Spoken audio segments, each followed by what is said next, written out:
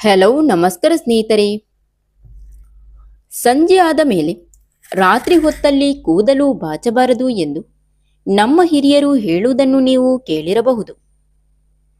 ಯಾಕೆ, ಏನಾಗುತ್ತದೆ ಮತ್ತು ಕೂದಲನ್ನು ಬಾಚಿ ಅಲ್ಲಲ್ಲಿ ಬಿಸಾಕಬಾರದು ಎಂದು ಕೂಡ ಹೇಳುತ್ತಾರೆ.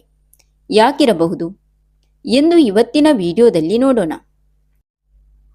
ಸ್ನೇಹಿತರೆ, ಹೊಸೊಬ್ರು ಯಾರಾದರೂ ನಮ್ಮ ಚಾನೆಲ್ನ ಭೇಟಿಯಾಗಿದ್ರಿ ಈಗಲೇ ಮಾನಸ ಮಂದಾರ ಯೂಟ್ಯೂಬ್ ಚಾನಲ್ನ ಸಬ್ಸ್ಕ್ರೈಬ್ ಮಾಡಿಕೊಂಡು ವಿಡಿಯೋಗೆ ಒಂದು ಲೈಕ್ ನೀಡಿ, ವಿಡಿಯೋನ ನಿಮ್ಮ ಫ್ರೆಂಡ್ಸಿಗೆ ಶೇರ್ ಮಾಡಿ, ನಿಮ್ಮ ಅನಿಸಿಕೆಯನ್ನು ಕಮೆಂಟ್ ಮೂಲಕ ತಪ್ಪದೇ ತಿಳಿಸಿ.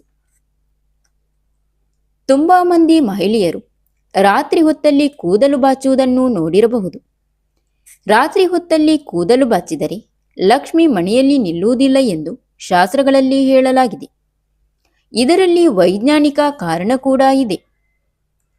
ಮನೆಯಲ್ಲಿರುವಾಗ ಅಥವಾ ದೇವಸ್ಥಾನಕ್ಕೆ ಎಲ್ಲಿಗಾದರೂ ಹೋಗುವಾಗ ಕೂದಲನ್ನು ಬಿಟ್ಟುಕೊಂಡು ಹೋಗಬೇಡಿ, ಕಟ್ಟಿಕೊಂಡು ಹೋಗಿ ಎಂದು ನಮ್ಮ ಹಿರಿಯರು ಹೇಳುವುದನ್ನು ಕೇಳಿರಬಹುದು.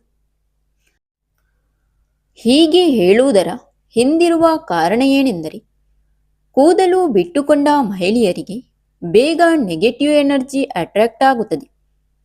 ಅಮಾವಾಸ್ಯೆ ಮತ್ತು ಹುಣ್ಣಿಮೆಯ ದಿನಗಳಲ್ಲಿ ನೆಗೆಟಿವ್ ಎನರ್ಜಿ ಹೆಚ್ಚಾಗಿ ಇರುವುದರಿಂದ ಆ ದಿನ ಕೂದಲನ್ನು ಬಿಟ್ಟುಕೊಂಡು ಇರಲೇಬಾರದು. ಅಲ್ಲದೆ ಇನ್ನು ಸಂಜೆ ಹೊತ್ತಲ್ಲಿ ಕೂಡ ನೆಗೆಟಿವ್ ಎನರ್ಜಿ ಹೆಚ್ಚಾಗಿರುವುದರಿಂದ ಆ ಸಮಯದಲ್ಲಿ ಕೂದಲು ಬಿಟ್ಟುಕೊಂಡು ಇರುವುದು, ಬಾಚುವುದು ಮಾಡಲೇಬಾರದು. ಇನ್ನು ಕೆಲವು ಹೆಣ್ಣು ಮಕ್ಕಳು ಕೂದಲನ್ನು ನಿಂತುಕೊಂಡು ಅಲ್ಲಲ್ಲಿ ಬಾಚಿ ಬಿಸಾಕುವ ಅಭ್ಯಾಸವಿರುತ್ತದೆ. ಇದು ತುಂಬಾ ಕೆಟ್ಟ ಅಭ್ಯಾಸ. ನಿಂತುಕೊಂಡು ಬಾಚುವಾಗ ಕೂದಲು ನೆಲಕ್ಕೆ ಬೀಳುತ್ತದೆ. ಕೂದಲು ನೆಲವನ್ನು ಸ್ಪರ್ಶ ಮಾಡಬಾರದು ಎಂದು ಶಾಸ್ತ್ರಗಳಲ್ಲಿ ತಿಳಿಸಿದ್ದಾರೆ.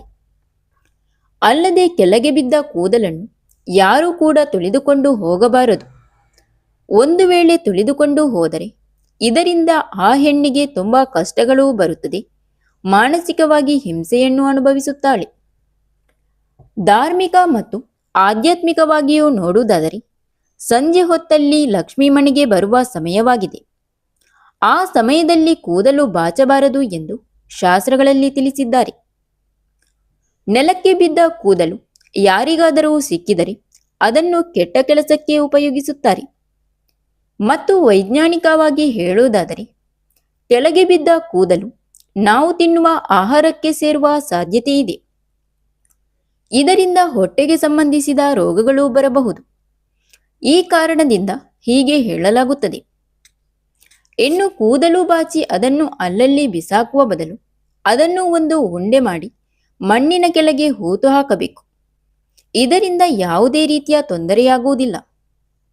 ಇನ್ನು ಕೂದಲು ಕತ್ತರಿಸುವಾಗ ಕೂಡ ಮಂಗಳವಾರ ಮತ್ತು ಶುಕ್ರವಾರ ಕತ್ತರಿಸಬಾರದೆಂದು ಶಾಸ್ತ್ರಗಳಲ್ಲಿ ತಿಳಿಸಿದ್ದಾರೆ. Thank you for watching. ಸ್ನೇಹಿತರೆ, ಇಂತಹ ಯೂಸ್ಫುಲ್ ಇನ್ಫಾರ್ಮೇಷನ್ಗಾಗಿ ನಮ್ಮ ಮಾನಸ ಮಂದಾರ ಯೂಟ್ಯೂಬ್ ಚಾನಲ್ನ ಸಬ್ಸ್ಕ್ರೈಬ್ ಮಾಡಿಕೊಂಡು ವಿಡಿಯೋಗೆ ಒಂದು ಲೈಕ್ ನೀಡಿ, ವಿಡಿಯೋನ ನಿಮ್ಮ ಫ್ರೆಂಡ್ಸ್ಗೆ ಶೇರ್ ಮಾಡಿ, ಚಾನಲ್ನ ಸಬ್ಸ್ಕ್ರೈಬ್ ಮಾಡಿಕೊಂಡು ನಿಮ್ಮ ಅನಿಸಿಕೆಗಳನ್ನು ಕಮೆಂಟ್ ಮೂಲಕ ತಪ್ಪದೆ ತಿಳಿಸಿ.